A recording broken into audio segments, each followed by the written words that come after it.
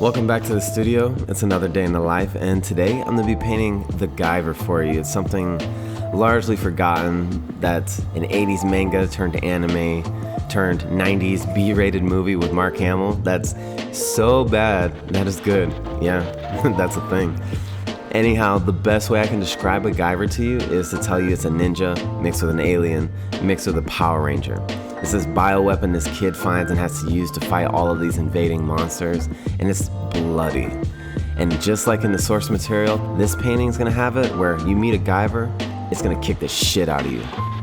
So we're gonna set the scene for this epic battle between these two monsters in an abandoned warehouse. It's gonna be dope. Just stick with me, it's gonna be worth it. So when I first started airbrushing, I was frustrated. I broke like 3 airbrushes because I didn't know how to take care of them, and I was tired of learning from DVDs, so I found out about this thing called airbrush action. Basically these getaways where you can learn from the best in the world. So when they had a class near me, I took it. Now the first class, to be honest with you, is with a world-class guy that's supposed to be one of the best, and I'm not talking crap, I'm just telling you my opinion, but I felt like he was guarding his information.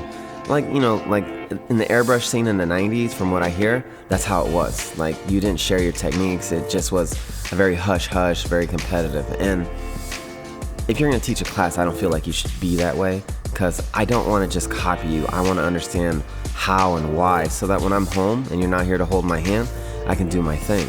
Well, anyhow, during the breaks, during these classes, we would wander around because a lot of us felt the same way that I just described to you. And we would look at other people's projects just to see how they were going, how their teachers were. And I stumbled across this guy that was painting this amazing picture of Mila Kunis. And I didn't want to bother him, but I could not help myself to ask him some questions because it was amazing. So I go and I start asking him questions, and he knows I'm not in his class. Do you think he treated me like I wasn't in his class or told me to take it next time around? No, the dude sat me down and answered every question I had to the T, and I even asked him in future breaks if I could come by and, you know, shoot the shit with him and learn some more, because I just wanted to soak it up. And he was like, yeah. The guy treated me like a VIP member, and I wasn't even in his class, and I'll never forget that. I was on the verge of quitting, man. I was so frustrated, and he reached down and pulled me out the trenches.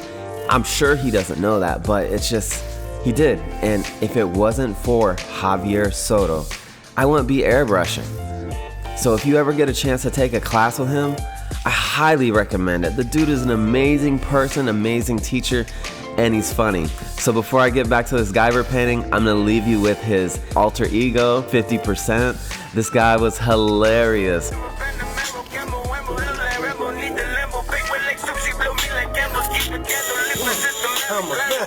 I lost my balance.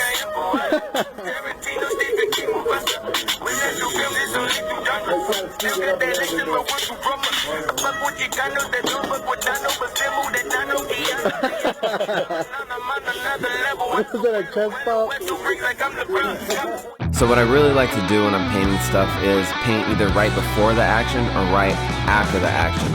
A lot of people like to, you know, draw their stuff mid-action, and that's cool, but I like to leave something for the imagination, and I like to build that tension. This is gonna be right after the Guyver and this guy fought, so when you see the outcome, you're gonna be thinking of the fight, thinking of how it went, what all they messed up in this warehouse throwing down. And in terms of movement, I'm gonna get the movement from that Guyver blow-off valve, that steam that comes out during this cooldown sequence. I mean, to be honest, it reminds me of Bruce Lee. Like, after he whoops up all those guys, he kind of does.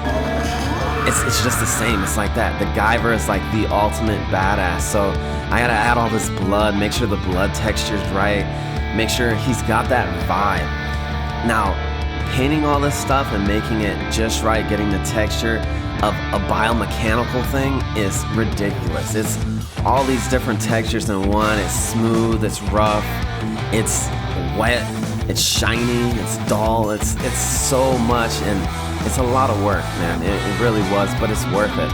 Now, this music, when I think of the Guyver fighting, I think of them throwing down to some metal. Like, it brings me back to like 80s heavy metal where they're just getting down. And of course, it doesn't hurt that I was watching Stranger Things 4 finale during this whole painting. So you already know. If you haven't seen Stranger Things, you need to watch that. That was the most metal scene ever. And I want a metal Guyver. I want it to be metal as hell. Like when you see this, you know he got down. So I'm very, very excited. It's a lot of troubleshooting and experimenting. It's just, it's work.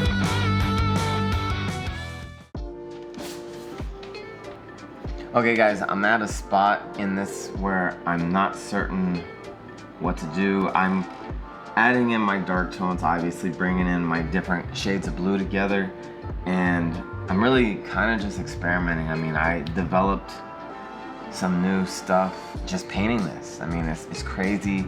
Certain pieces make you learn, and this was definitely one. I learned some real cool stuff. But now it's time to add more blood. The movie's kind of cool, but the anime and the manga was so violent, and it was awesome. Like, it's that 80s, 90s hyper violent anime that I love so much. This stuff now is like soft serve ice cream in comparison. Like, take like Angel Cop, Guyver, Berserker, like, there's just no comparison.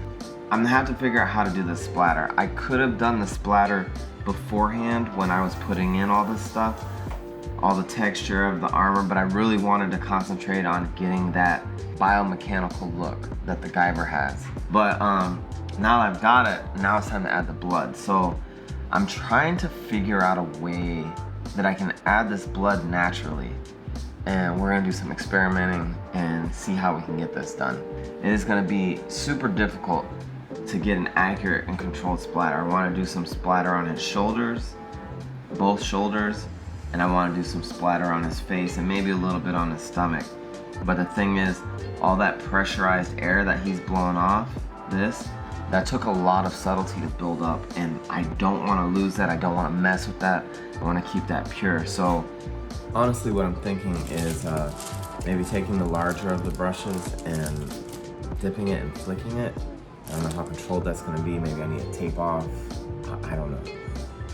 My other options are to use a template or use a stencil. I could use like a texture stencil and just be really selective how I do it, smear it, you know,